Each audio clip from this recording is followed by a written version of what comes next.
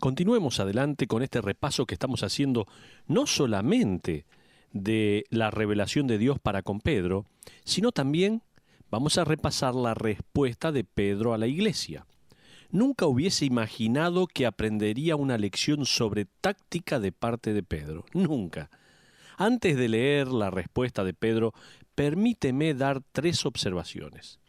Pedro restringió sus acciones y emociones. Esta es la primera observación que veo en cuanto a la actitud de Pedro. Él restringió sus acciones y sus emociones. Estos líderes acaban de descargar sus revólveres sobre Pedro. Acaban de sujetar su pellejo a la pared y están totalmente equivocados. Pedro también lo sabe. Él ha visto la visión, él ha hablado con Dios. Hubiese esperado que el versículo 4 comenzara con las siguientes palabras. Pero Pedro comenzó a gritarles. En cambio, el versículo 4 nos dice que Pedro comenzó a explicarles en una ordenada secuencia. Pedro está bajo control. Proverbios nos dice, el que refrena sus labios es prudente, ¿se acuerda? Capítulo 10, versículo 19 en su última parte. Capítulo 15, versículo 1 dice, la blanda respuesta quita la ira. Versículo 15, 18 en su última parte dice, el que tarda en airarse apacigua la rencilla. Pedro restringió sus acciones y emociones. Pero la segunda observación que veo es que Pedro mostró respeto hacia el punto de vista de sus acusadores. Este era un asunto volátil por sí solo. Les voy a compartir un histórico punto de ventaja que revela cuánto más explosiva era la situación. El viaje de Pedro a Cesarea se llevó a cabo entre el 40 y el 41 después de Cristo. Durante este tiempo, la situación política en Jerusalén era increíblemente tensa. El nombre del emperador romano era Calígula. En el 40 y el 41 después de Cristo, Calígula se había vuelto loco. Mató a la mayoría de los miembros de su familia, había torturado a personas mientras cenaba y, lo más trágico, se declaró a sí mismo un dios y construyó templos y realizaba sacrificios en su nombre. Decretó que una estatua de sí mismo debía ser ubicada dentro del templo en Jerusalén. Envió a Petronius y un gran ejército a Judea con órdenes para poner a la vista su imagen en el templo, y órdenes para utilizar la espada si era necesario. Josefo, el historiador judío que vivía en esa época, registró que cuando Petronius llegó a la costa de Galilea, decenas de miles de judíos fueron a su encuentro y le rogaron que no pusiese la estatua del emperador en el templo. Tuvieron éxito al conseguir que Petronius le escribiese a Calígula pidiéndole que rescinda su mandato. Unos meses después, la potencial catástrofe para el judaísmo fue evitada cuando Calígula fue asesinado. Les cuento eso de manera que puedan saber y sentir con un poco más de profundidad el contexto de este evento. No solo Pedro ha estado codeándose con un gentil, lo cual es lo suficientemente malo, sino que está intentando incluir a la iglesia a un centurión romano. Cornelio era un oficial de rango dentro del ejército romano, un hombre que era parte del imperio que quizás en ese mismo momento está marchando hacia Jerusalén para profanar al templo y derramar sangre si fuese necesario. Las emociones se están elevando. La religión y el patriotismo se ven ofendidos. El sentimiento era, Pedro, no solo estás siendo infiel al Dios de nuestros padres, sino que estás siendo un traidor y muy poco patriota. Evidentemente, Pedro respetaba sus razones para estar tan enojados. Comprendía lo que debía parecer desde el punto de vista de ellos. Pero no solamente aquí puedo notar algunas cosas interesantes en cuanto a la actitud de Pedro, de que restringió sus acciones y emociones. No solamente Pedro hizo eso, sino que también mostró respeto hacia el punto de vista de sus acusadores. Y en tercer lugar, la tercera observación es que Pedro reconoció su responsabilidad ante el cuerpo de la iglesia. Si Pedro hubiese sido la cabeza de la iglesia infalible en sus acciones, él nunca hubiese tenido que responder a los miembros de la iglesia o a los líderes. Podría haber dicho: hice lo que hice y dije lo que dije. ¿Quiénes son ustedes para acusarme de obrar mal? En cambio, vemos a Pedro dando una completa explicación a la iglesia en Jerusalén, y no les reprochó por haberlo amonestado. Ahora bien, con eso en mente, continuemos mientras Pedro responde cuidadosamente, aunque de manera directa, a sus acusadores. Observemos desde el versículo 4 al 16 de Hechos, capítulo 11. Por favor, vamos a leer juntos Hechos, capítulo 11, versículos 4 al 16, donde dice la palabra de Dios así.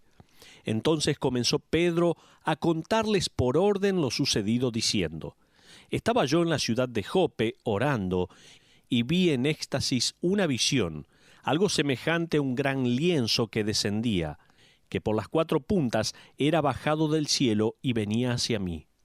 Cuando fijé en él los ojos, consideré y vi cuadrúpedos terrestres y fieras y reptiles y aves del cielo. Y oí una voz que me decía: levántate, Pedro, mata y come. Y dije: Señor, no, porque ninguna cosa común o inmunda entró jamás en mi boca. Entonces la voz me respondió del cielo por segunda vez: lo que Dios limpió, no lo llames tú común. Y esto se hizo 3 veces, y volvió todo a ser llevado arriba al cielo. Y he aquí luego llegaron 3 hombres a la casa donde yo estaba, enviados a mí desde Cesarea. Y el Espíritu me dijo que fuese con ellos sin dudar. Fueron también conmigo estos 6 hermanos, y entramos en casa de un varón, quien nos contó cómo había visto en su casa un ángel que se puso en pie y le dijo: envía hombres a Jope, y haz venir a Simón, el que tiene por sobrenombre Pedro. Él te hablará palabras por las cuales serás salvo tú y toda tu casa. Y cuando comencé a hablar, cayó el Espíritu Santo sobre ellos también como sobre nosotros al principio. Entonces me acordé de lo dicho por el Señor, cuando dijo: Juan ciertamente bautizó en agua, mas vosotros seréis bautizados con el Espíritu Santo. Hasta ahí la porción de la palabra de Dios. En otras palabras, como alguien lo ha dicho, Pedro está diciendo: esto fue una clase de Pentecostés de los gentiles. Ellos evidenciaron el mismo don que nosotros cuando descendió el Espíritu Santo. Esto fue una prueba de que la iglesia de los gentiles y la iglesia de los judíos era una. Ellos habían recibido al mismo Espíritu Santo. Continuemos con el versículo 17, donde dice: si Dios, pues, les concedió también el mismo don que a nosotros que hemos creído en el Señor Jesucristo, ¿quién era yo que pudiese estorbar a Dios? Pedro declara: ¿ustedes esperaban que yo estorbara en la obra de Dios? Pregunta. También le está insinuando: ¿serían de estorbo en el camino de Dios? La pregunta era, como lo expresó un autor: ¿soltarían el pasado y aceptarían el nuevo plan de Dios para los gentiles? ¿Aprenderían nuevamente siglos de prácticas y enseñanzas?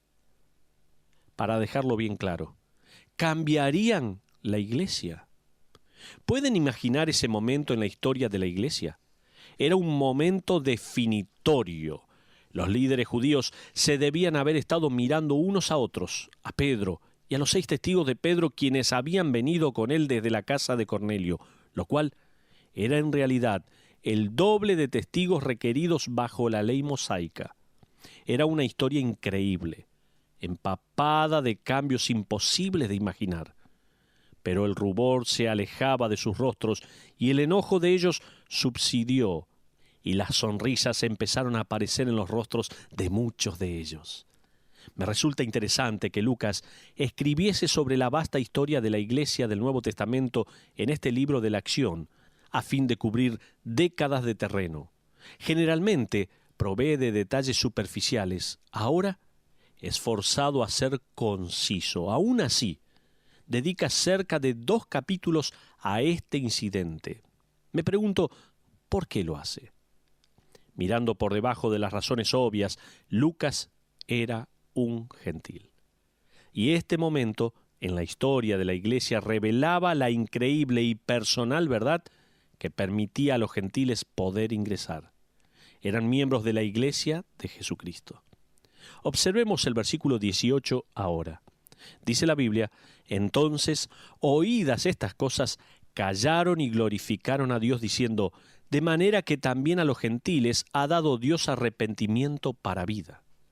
Ahora, quiero introducir que no todos estaban contentos sobre esto. Hay una tragedia en esto, ya que algunos se negaron a cambiar. Algunos se negaron a aceptar el completo privilegio de los gentiles dentro de la iglesia, ya que ellos no habían llegado por el camino de la sinagoga. En el capítulo 10, versículo 45a, los creyentes judíos son referidos como «y los fieles de la circuncisión que habían venido con Pedro». Mire cómo se los llamaba. Una denominación más estrecha se da en el capítulo 11, versículo 2b. Disputaban con él los que eran de la circuncisión. Literalmente esto significa aquellos de la circuncisión. En esto yace la sutil insinuación de las semillas de disensión dentro de la iglesia. Esto se convertiría en un vado sobre el cual Pablo hará mención más adelante en el libro a los Gálatas capítulo 2, versículo 12b, como los de la circuncisión. Ellos han pasado de resistirse al cambio a formar en realidad un partido de disensión o un bando dentro de la nueva iglesia de este Nuevo Testamento. Ellos querían mezclar el judaísmo con el evangelio. Ellos no cambiarían, por lo tanto, nunca serían capaces de regocijarse en la verdad del evangelio, como se registra en Juan capítulo 1, versículo 17, donde dice: pues la ley por medio de Moisés fue dada, pero la gracia y la verdad vinieron por medio de Jesucristo. Vamos llegando a la aplicación del mensaje. Realicemos una aplicación más específica de este pasaje. ¿Abstenerse de transformarnos en desequilibrados entre los que creemos y cómo vivimos? ¿Distinguir entre las disciplinas piadosas y el legalismo?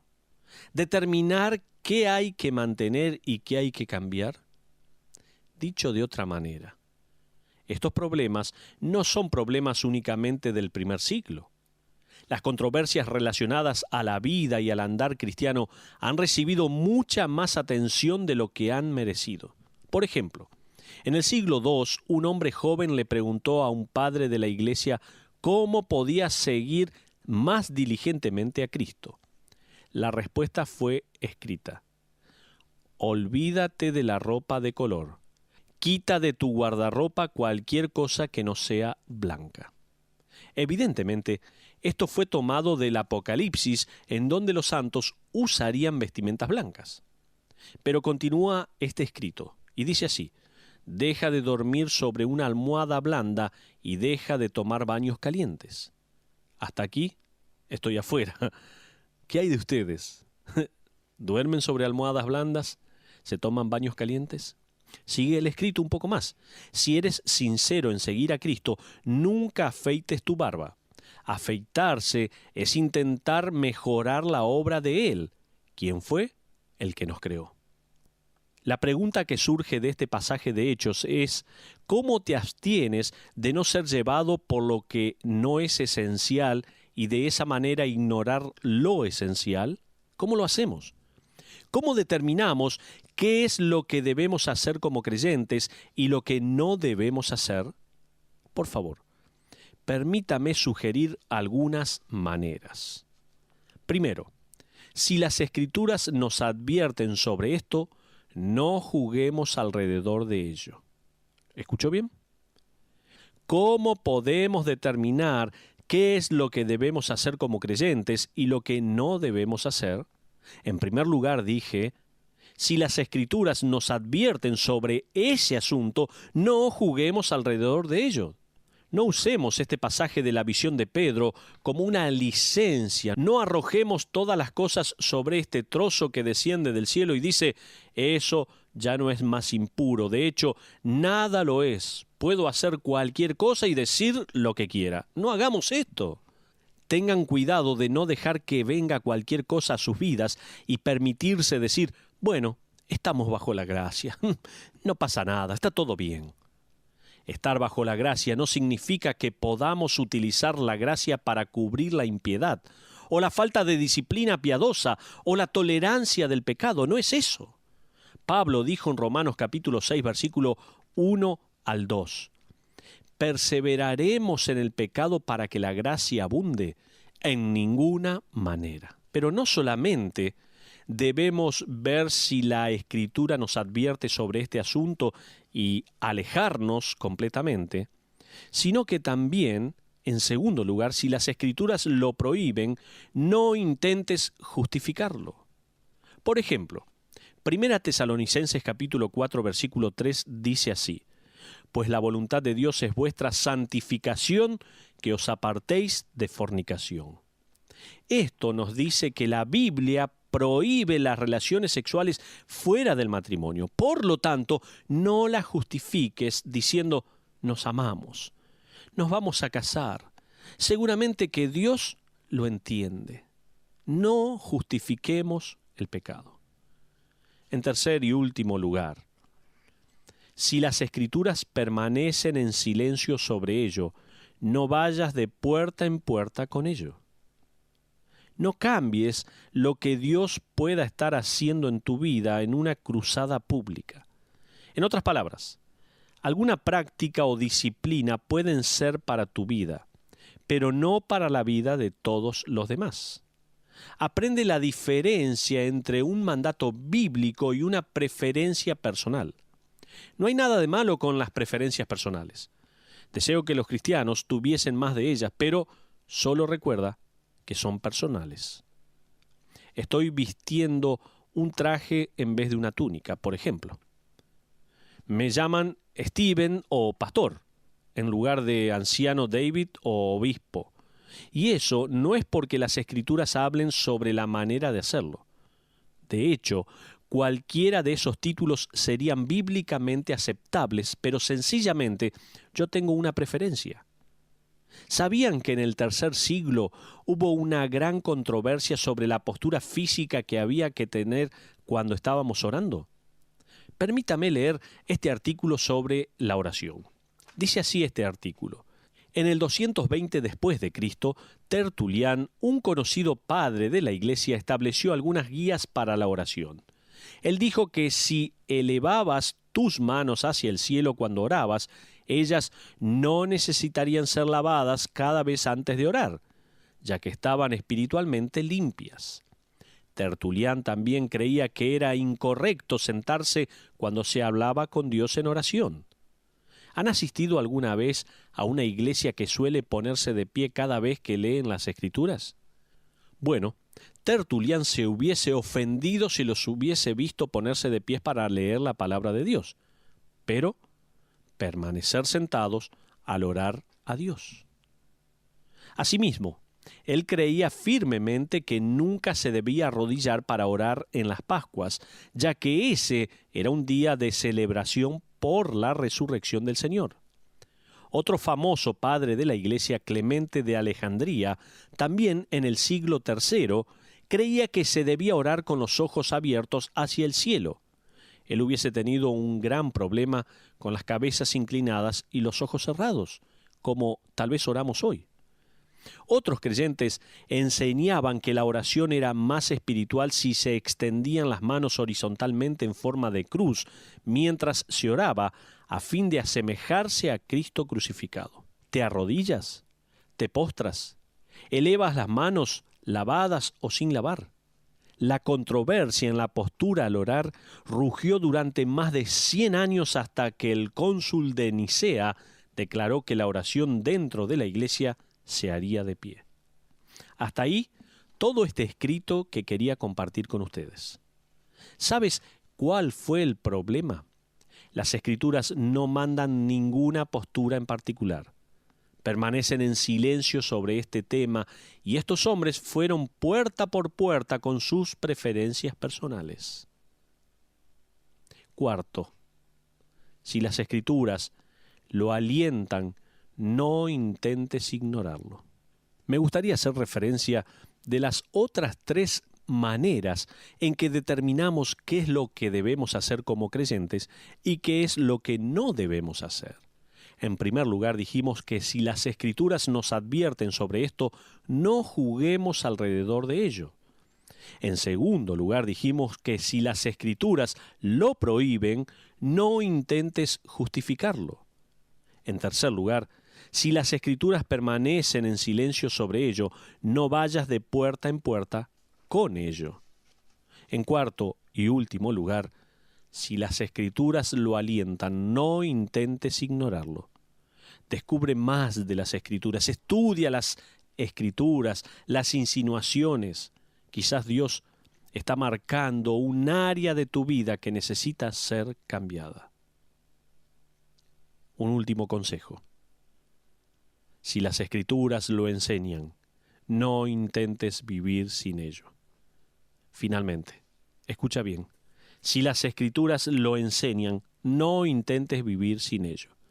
Vive de acuerdo a lo que dice la palabra de Dios. Y nunca, nunca, te puedo asegurar, nunca, nunca te vas a arrepentir de obedecer la misma palabra de Dios. Que Dios te bendiga.